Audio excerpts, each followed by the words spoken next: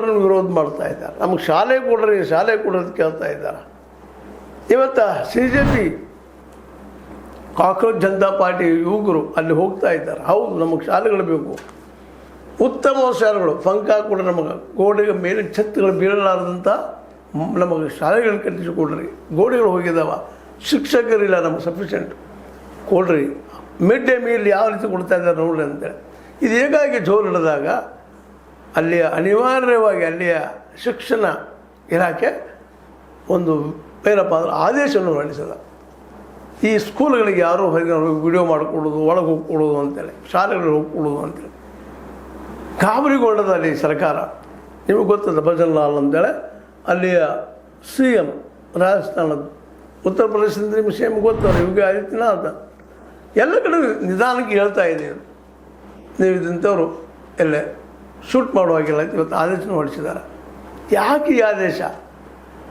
ಯಾಕಂತಂದ್ರೆ ಈ ಆದೇಶದಿಂದ ಯಾರೂ ಶಾಲೆಗಳೊಳಗೆ ಹೋಗೋದಂಥ, ಶಾಲೆಗಳಿಗೆ ಭೇಟಿಯಾಗೋಂಥ ಪರಿಸ್ಥಿತಿ ನಿರ್ಮಾಣ ಮಾಡ್ತಾ ಇದ್ದಾರೆ.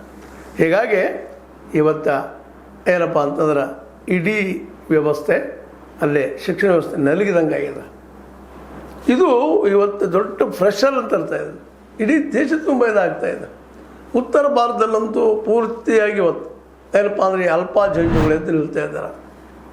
ನಮಗೆ ಶಿಕ್ಷಣ ಸರಿಯಾಗಿ ಕಲಿಸುವಂಥ ಮಾಸ್ತರ್ನ ಕೊಡ್ರಿ, ಗುರುಗಳನ್ನ ಕೊಡ್ರಿ, ಗುರುಮಾತೆಯನ್ನು ಕೊಡ್ರಿ ಅಂತೇಳಿ ಇದು ನಿಧಾನಕ್ಕೆ ಉತ್ತರ ಭಾರತ ಮೇಲೆ ಹಬ್ಬುತ್ತಾ ಇದೆ.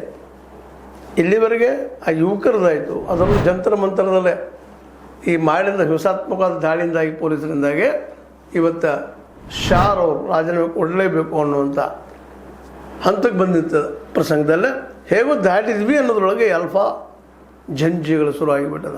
ಇಲ್ಲಿ CJP ಅಂದರೆ ಯುವಕರ ತಂಡ ನಿಧಾನಕ್ಕೆ ಹೊಸ ಜನ್ರೇಷನ್ ಬರ್ತಾ ಇದೆ. ಹೌದು, ನಮಗೆ ಬೇಕಾದ ಒಳ್ಳೆ ಸ್ಕೂಲ್ ಕೊಡ್ರಿ, ಒಳ್ಳೆ ಮಿಡ್ ಡೇ ಮೀಲ್ ಕೊಡ್ರಿ, ಮಿನಿಮಮ್ ಸ್ವಚ್ಛ ಇದ್ದಂತಹ, ಅದೇ ಕಾಲಕ್ಕೆ ಒಳ್ಳೆಯ ಶಿಕ್ಷಣ ನಮಗೆ ಕೊಡ್ರಿ ಅಂತೇಳಿ ಇದು ಬೆಳೆದು ನೋಡಿದರೆ, ಅದು ಉತ್ತರ ಭಾರತ ತುಂಬ ಬೆಳೆಯೋದು ನೋಡಿದರೆ ಇದು ಅಷ್ಟು ಸುಲಭವಾಗಿ ಮುಚ್ಚುವಂಥದ್ದಲ್ಲ. ಆದರೂ ಇದನ್ನು ಏನಾದರೂ ಮಾಡಿ ಅದ್ರ ಕರ್ಬ್ ಮಾಡಬೇಕು ಅಂತ ಹೊರಟಿದ್ದಾರೆ. ಆದರೆ ಎಲ್ಲ ಅಲ್ಪ ಜಂಜಿ ಈ ಒಂದು ಜಂಜಿ